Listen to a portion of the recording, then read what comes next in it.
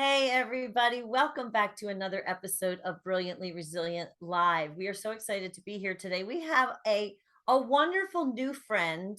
This woman I think is really going to be our friend, not only because she has an interestingly eclectic past, but because what she does now is about building relationships and presence. Yay! We are so happy to welcome Julie Schechter with us. Julie, thanks so much for joining us. Welcome. And I want to hear about small packages. So let's tell us a little bit about your background, which was wildly eclectic and fun. Thank you so much for having me. It's so fun to be here. So my background, like you said, has taken a lot of twists and turns for sure. So I started out as a dancer. I've been a ballet dancer since I was a little kid, like 3 or 4. Was a dance major in college, thought that was really my path. And then ended up taking my sort of first hard right turn and going to law school instead of pursuing a dance career. I graduated from Harvard Law School and then spent some time at a big corporate firm doing all sorts of different types of law, mostly in the litigation space, and then decided that wasn't for me. Went into entrepreneurship, started my first company, and now am working on my second, which is small packages. So lots of turns. Well, I almost have to ask if you're a Gemini, because talk about right brain, left brain. I mean, you went from being a ballet dancer to being a Harvard Law School graduate, a lawyer, and now your current company, which is kind of in interesting ways, kind of a meeting of those two minds. You started a business and it's very creative and wonderful. And the company is called Small Packages, right? It is. It's called Small Packages. So we started out trying to help people connect. That's basically the whole tenet behind it. So we do curated care packages for all different life events that are going on in the life of the person that you care about. So whether they're having a new baby or got a promotion or going through a breakup, we have care packages that are perfect for that life event. They all come with a handwritten note. You can send them in just a couple of minutes. So it's a way for you to show up as an incredibly thoughtful friend, family member, colleague, but still keep up with all of the intensity that we have going on in our regular lives.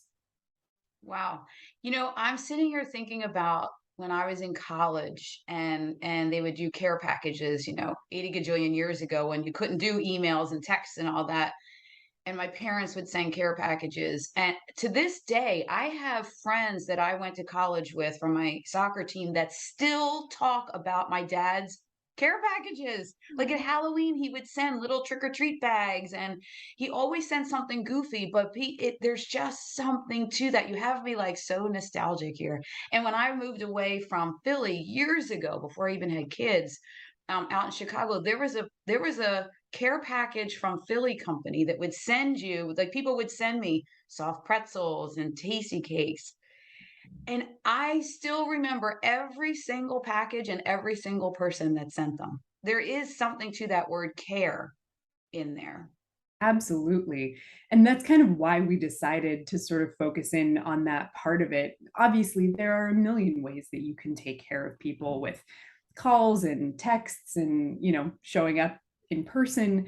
But when you can't do any of those things, a tangible reminder that shows up on your doorstep that somebody loves you and is thinking about you in that moment is just so powerful. So I'm glad to hear that you've experienced it too.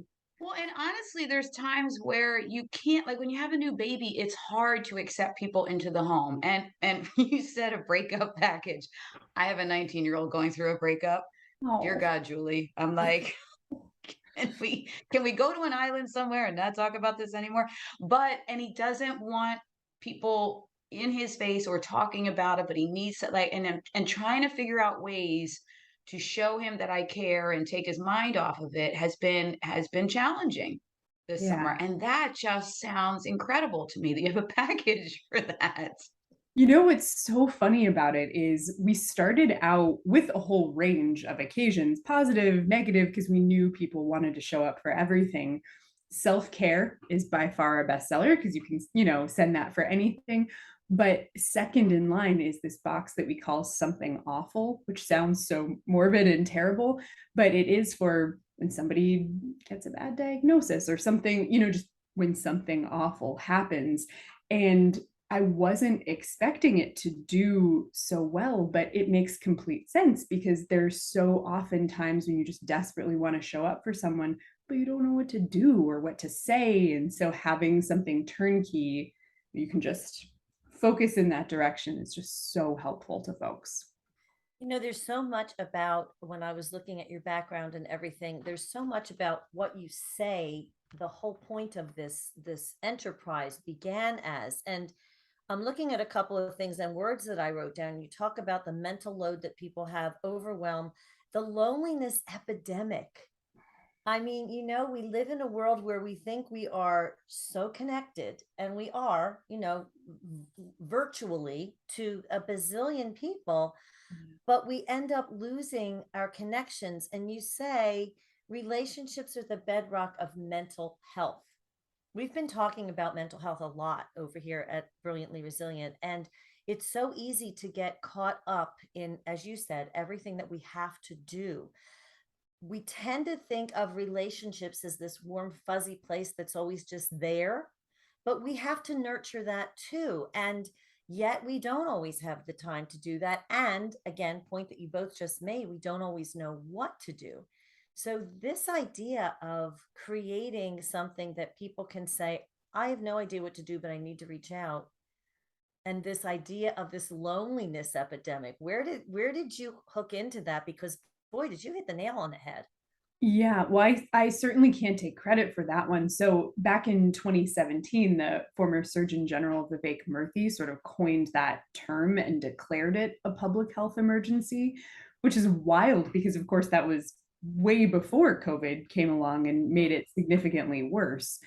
But one of the things that he sort of points out is our communities are just organized in drastically different ways than they used to be. Like most folks didn't used to leave their excuse me, their communities of origin, right? We sort of stuck around in the same place and got a chance to stay long term with the same people. But now it's so deeply the opposite. Like I'm test case number one. Like I grew up in LA and then I went to law school and I bounced back and forth. And now I live in New York. Everybody that's important to me is scattered across the United States. And so it does become a situation where you really have to develop a skill set that we're never taught and is never emphasized in society or rewarded. No one's giving you a mug that says like number one best friend, like you might get it for, at your job or from your kids. But if we don't invest in this, it it's such a detriment to every part of our health. There's a statistic that when you lose the group of friends that sort of bolstered you as you were coming up, it has the same effect on your body as smoking 15 cigarettes a day, Wow. which is Wow. so wild. When I heard that, you almost don't believe it because it's so intense. But you think about what it feels like to have those people next to you, nurturing you, building you up, and what the absence of that feels like. It's really true. I'll tell you what, Julie, I noticed, and I talk about this a lot in the disability community with having, I don't know if you know my backstory, but my two sons were born blind. They're now 22 and 19. It's 19 that's the reason I'm wearing a hat today because I have a chance to color my gray because he's the funniest person in the world, but he makes me crazy. But I always say that my kids and I have a sighted daughter. My kids and I have a very unique mother-child relationship because we were kind of forced into that with I had to be their sighted guide. And even my daughter with my sons, they have very unique sibling relationship because she was helping guide and whatnot. And it as much as it was a lot of work on the front end, when I look back and I see where we are now and the relationship that we have because of blindness forcing that on us, there's a lot of people that are very jealous of our connection that we Yeah. have. But I don't know that I would have formed that had they not had that need for me to be right by their side and communicating and spending time when they didn't have the friends to spend time with. It's really been quite the blessing. Not that blindness isn't the blessing, it's the relationship Right. that has developed because of it. You sound like a great mom. Can She you is a say great that louder mom. for the kids in the Yeah, other can you room say to yeah, hear say you? that loud. She's a great mom. So the things that I love about this too is that we live in a society where bigger is better. I love that these are small, wonderful things that, first of all, I don't have to find a place for. Thank you, thank you, thank you for that. That is Yep. huge. But they're treats. They're treats that we don't ordinarily buy ourselves. We never buy ourselves the treats. We think of other people for the treats. So to be able to provide that for somebody is just such a delight because it's so unexpected and it's something that we don't do for ourselves. So I kind of want to hear a little bit about what's in the packages and then I want to hear how you got to build this company because that's quite a story too. Yeah, absolutely. So there is kind of a lot of process that goes into it when you're putting together one of these sort of curated care packages. You're trying to sort of mimic the experience of being there for the person, right? So what that translates into is wanting to have something for the person to experience with all five of their senses so that they feel completely surrounded by the gesture. So that usually translates into something to eat, something to wear or to touch, something to smell, something to do, especially in those, sort of more negative circumstances is really helpful, like a puzzle or a coloring book or whatever it happens to be. So we're really intentional about sort of making sure that all of those bases are covered. And then in terms of who we work with, we're really focused on making it values based as well, because our consumer obviously has a lot going on, but really cares about being intentional with their dollar. And so we focus mostly on other small businesses. That's where like 97% of our inventory comes from, mostly female founded businesses. We highlight BIPOC founders. We took the 15% pledge, which means 15% of our inventory comes from Black founders. So we're just trying to make sure that everything that is in those boxes is something you feel good about sending because it's cool and it's not, some weird little tchotchke or something like that, but that the person who receives it is actually going to use it, feel good about using it. And so it's just sort of a virtuous cycle all the way through. I really love the fact that not only are you allowing people who purchase your product to care for others, but you're doing that yourself in terms of the mission of the company. And I think that really exemplifies a trend, I think, of a lot of, and I'm going to say women owned companies. There is that piece, and we talk about this all the time of the value system. When we tune into that, and Kristen and I have said this over and over, when you make your decisions based on your value system, it suddenly becomes very clear. Becomes very clear who you are. It becomes very clear what you want to do and be, and where you want to go forward. So, was that part of your process? I mean, clearly it ended up being that, but when you were initiating this company, did you look at your own value system and say, this is where I want to land? Absolutely. I was really, really careful about that, not just from a, what does today's consumer expect, but also what do we want to do in our own business? Because of course we're the ones who have to get up every day and, talk to vendors and order inventory and make sure that those relationships that we're building are ones that we feel good about. And could we have ordered product on Amazon to get started? Yes, of course. But it just felt so much better to be able to form relationships with, a woman owned chocolate company in Georgia or somebody who was making beautiful face masks out of, their basement in Nebraska or, whatever it happens to be. And selfishly, it's just more fun also, to get to, highlight and sort of get to know all of these different makers. They're interesting people. So yes, of course, it's like the quote unquote right thing to do to highlight them, but It's also more fun for us.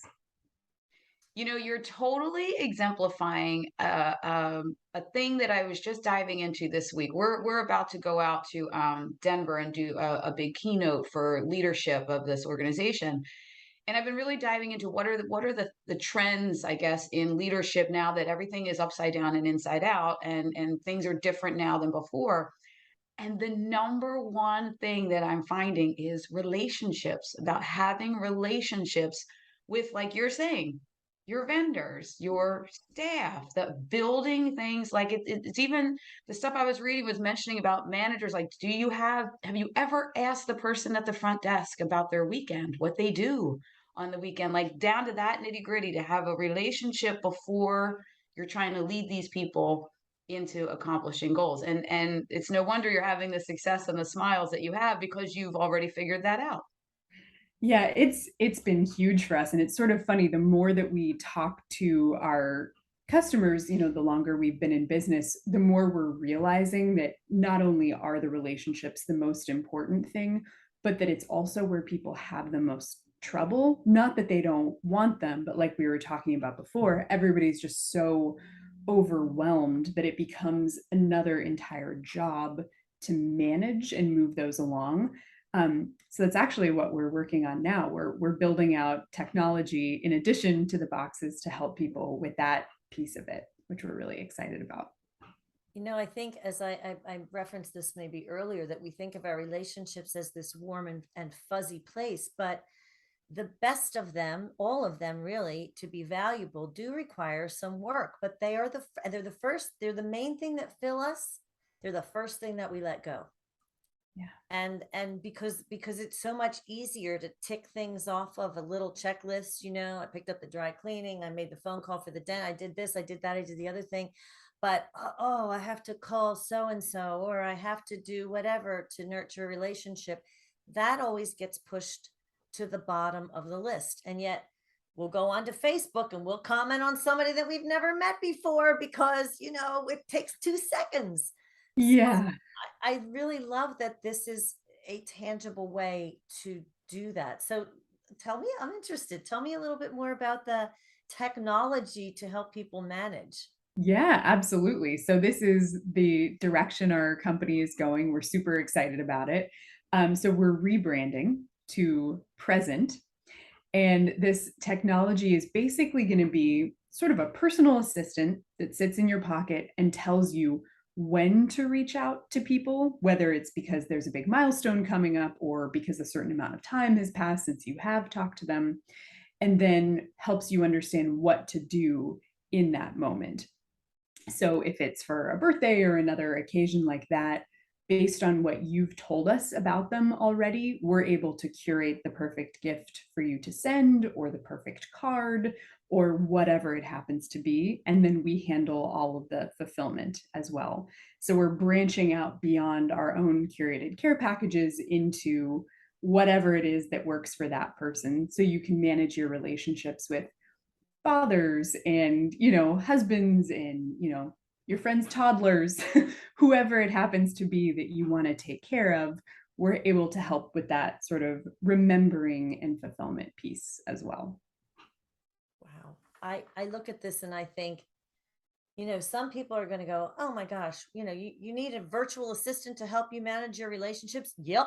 Yep. Yep, you do. I mean, and I can see where people would think, what have we gotten to? But the fact is, we're there. Like, this is it. We're there. We're not leaning over the back fence anymore to stay in touch with our neighbors. We don't do those things. It's just a matter of, of life having changed in this huge exponential way. And unfortunately, these are the things that we forget. I can't tell you how many times the day after someone's birthday I've gone like, "Oh my gosh." Because Facebook tells you. We need Facebook to tell us when our birthdays are. Exactly. And We don't even remember. that's really who we're building this for, is people who are only on Facebook for the birthdays, right? Like people who are relying on that because, okay, great, it tells you, but then it's that day. So if you wanted to do anything about it more than send a text, you've kind of lost your opportunity at that point.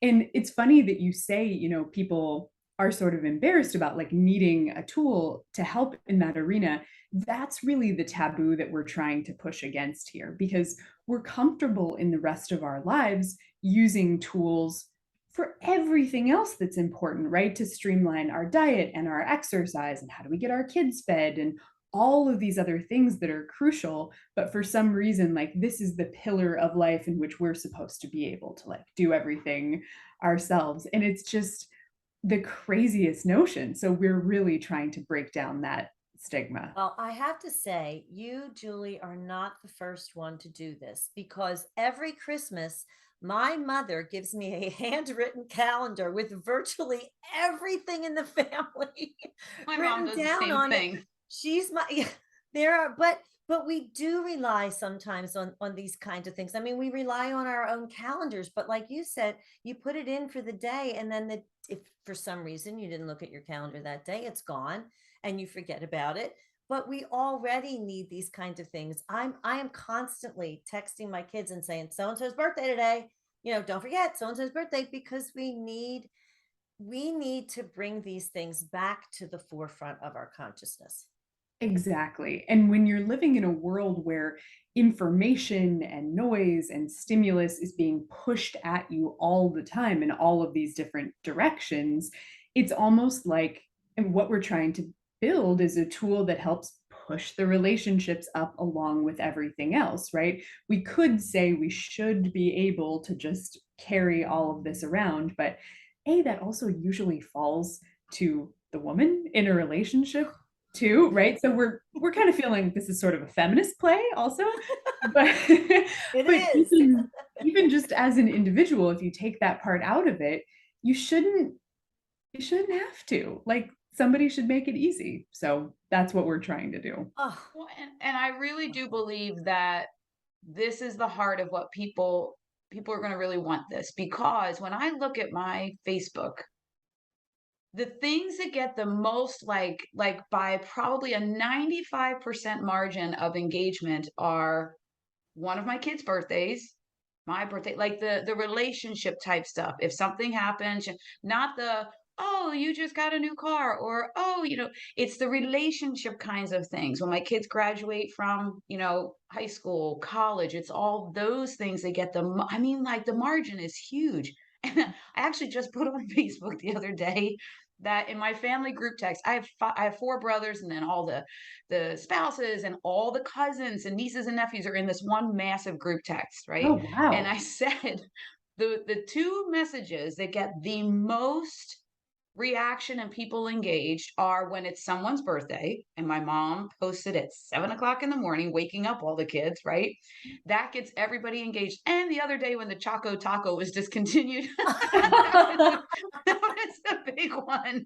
But other than the Choco Taco, it is always the birthday or some special event. It's that relationship piece. Yeah, absolutely. I mean, RIP to the Choco Taco. That's a real tragedy I I for have was a just brother sure. that I is But read that still. the other day. Oh my I gosh. might have to send a package to my brother that can't recover. oh, oh man, that is that is rough. That's a tough one. That is a tough one. So, one of the other things that we talk about a lot with Brilliantly Resilient is how people can take their transferable skills and move them from one place to another. And you have really, I mean, you've pivoted from one thing to another, to another, to another. But I would venture to guess that there are skills that you have brought with you through each of those transformations that have kind of pushed you forward. So, was there anything that kind of runs through your story that you can say, we try to encourage people to look at the things that they have within them and then think of different applications for that? Yeah, absolutely. I think I would say the first one is probably just pure like grit and resilience. There's a real through line of that. Anybody who's taken many years of ballet will tell you that that is a pretty intense component of it. Same thing for going through law school and being a lawyer. And that has served me incredibly well as an entrepreneur. I think one of the just primary components of success in this field writ large is just okay, I'm getting up and I'm trying again tomorrow. That didn't work. Let me attend Google University and see if I can figure out what the answer is, etc. And then I think analytical ability sort of overlaps with that, but is sort of a secondary thing as well. Just being able to drill down into the components of a problem and solve each one separately. So in my ballet life, that was kinesthetic.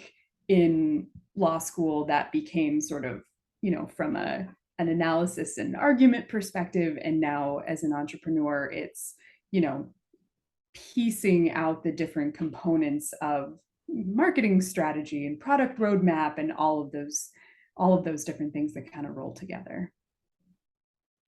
Well, I I for one am glad that the law thing didn't work out because I, Me I love what too. you're doing now. Thank you. I mean, it's a noble, wonderful profession, and so many of my friends are still in it, and so I get to live vicariously through them and watch all of their successes in that realm. But I think it's a helpful thing, to know thyself. And I realized pretty early on that it wasn't for me and that I needed to move in this direction. I'm My so happy oldest that son you is said that. talking law school eventually. He just graduated Penn State and he's down with this mega dream job in Disney World and but he does eventually want to go into copyright law with a record label. I mean, his whole thing is music and sound. So he's got this he's got this plan. And I'm like, where did you come from? Because I wake up with a new idea on that day and do it. And he's like plans it all out. That's great though. His big skill. Well, I really love what you just said about it's a helpful thing to know thyself because very often we take a path. And if that path doesn't work out, we feel somehow or another like we've failed at that path. Instead of looking at it like, okay, this is a valuable part of my experience, and let me see where this is going to take me next. I mean, there are a lot of people who would say that, God, she went to Harvard Law School and she was a lawyer and she left all that behind. But the fact that you were willing to be true to yourself, but take those skills and things that you learned is really a kind of a blueprint for how we should live our lives. Thank you. That's very kind. My mom is a psychologist, so I had a little bit of a leg up there. But I mean, I won't pretend that looking at the sort of sunk cost of the years of law school and, of course, the debt that goes along with attending that wasn't a major factor in making the decision. But I think when you know pretty much right away that something is very seriously wrong, I mean, they call it the sunk cost fallacy for a reason, right? I mean, you at the beginning of a change know that there is just so much out there that could be better. So that's kind of what I lean into, right? Like, okay, that's a cost that has to be put on the balance sheet, but look at what could happen next. Like maybe it'll turn out even better than anticipated if you go in the direction you're leaning. Kristen, I'm hearing the should be, could be in my head. Yeah, and I'm loving that I think this is a thing that no one talked about before, and now we're talking with you and see you light up. People for so long thought, well, I'm going to go to college, I'm going to get this degree, and that's my life's career. And then they don't know what to do when they're feeling weird about, oh, I don't know that I like this anymore, but I said I wanted to do this my whole life, and they get so stuck in that, as opposed to saying, well, let me try. That was great. That was like they say, turn the page and here's the new chapter. Right. And I think that, it's funny as I'm sitting here hearing myself talk, Mary Fran, we always talk about this in terms of when something horrible happens, you have to turn the page and start a new chapter. But it could also just be your life is pulling you in a different direction and go chase that. Go see what that chapter's all about. Absolutely. Yeah, I wouldn't take any of it back. I really wouldn't. I mean, having gone through a couple of different pivots and now being in this place, I mean, entrepreneurship is just so different from law, like just wildly so. But I don't wish that I had gone straight into it. I really don't. So I think it's helpful to be able to look back, and even when things look like that sort of crazy crayon scribble drawing when you're going through it, when you look back, you always see how it fits together. Oh, Yeah, yeah, yeah, you and you have to always be able see to. those skills that you had, like Mary Fran said, the transferable skills. Sometimes I'm working with a group of people. I used to teach 3rd grade, and I think to myself, "Oh, it's like 3rd grade all over again," and I'll go right into, like, 3rd grade teacher mode and have them do silly things. It's like it's very helpful with a group of men that don't wanna budge on an idea sometimes. Mm, wise. I love it. So when I was referencing our whole could be should be thing, we talk about the fact that you have to let go sometimes of the way things should be to allow for what they could be. That doesn't mean that you abandon it, that what you've done completely, but you take what you've gotten out of that and you put it into the next thing, whatever that may be. And it takes a lot of courage to make those kinds of moves and make those kinds of decisions. But I think when you referenced a cost, I think people have to look at the fact that everything has a cost. And do you want the cost to be your mental health, your happiness, your everything else, or do you want the cost to be money that you can figure that out? And you're doing something that fulfills you. Now, I'm not suggesting that everybody just abandon their jobs and go out and, blow bubbles all day, although that would be nice. But there are ways to find that fulfillment, even if it means leaving something that, as Kristen said, you decided you were going to be for the rest of your life, even if it means leaving that somewhere in the past or a part of it. Absolutely. I think it's a little nuts on some level that we expect that from ourselves walking into something. I was 18 years old. I had absolutely no idea what I wanted. I wanted to make a positive impact, and I really loved ballet. And, so much more has come my way over the course of my life that I'm now able to make increasingly better decisions about how I want to spend my time. So I really sort of think I guess people have to choose a major or, choose grad school or whatever, but I'm at least going to try, I think, when I have kids to pull back on that concept of, needing to know at first and just what's the next step? Like, what's the next best move that you can make with the information that you have now? And we can always iterate, we can always move. Like, we are not trees, like, we're going to do whatever is the next best thing every day. I love that. Julie, this has been a really delightful interview on so many levels. I'm thinking about chocolate right now. I'm not going to lie. I'm in the chocolate space. But the idea of being able to gift people. Oh, I wanted to ask you one last question. Do people have an opportunity to choose the things that go into their small packages? Absolutely. So we have sort of our core curations for birthday and new baby and whatever it happens to be, in case people want a truly turnkey. This takes me 2 seconds to order, but we also have an entire part of our site that's completely custom, completely build your own, and you can make whatever you want to send. Okay, so anybody who wants to send me something, just go straight to the chocolate page. I'm just saying that right now. Chocolate Excellent. like page. Okay, so this has been, as I said, delightful on so many levels. You hit on so many things that are important to us here at Brilliantly Resilient in terms of, following your value system and addressing your mental health and the relationship building and all of that. Now I want you to tell everyone where they can find you so they can get more good stuff. Absolutely. So our website is just smallpackages.co. So you can find us there.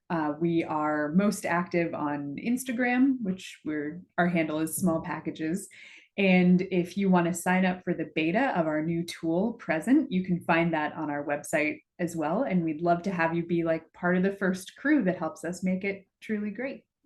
So exciting. Julie, thank you so much for joining us today. Everybody, please check out Julie's small packages and look for that new shift over to present. I gotta love the both of the play of the actual gift and being present. I love that idea Mhm. there. Good Julie, branding. thanks. Yeah, branding. Thanks so Yeah. much for joining us, everybody. I'm going to turn it over to Kristen because she remembers everything I forget. Thanks, everybody, for tuning in to another episode of Brilliantly Resilient Live. If you would like to start your week brilliantly resilient every week, sign up for our Brilliance Bit. It is look, it's us people. It is a less than 1 minute read. Ain't nobody got time for anything longer than that to be brilliant. It'll be delivered right to your inbox. Go to brilliantlyresilient.net and you'll see the button to click to add your email. We'll see y'all next time.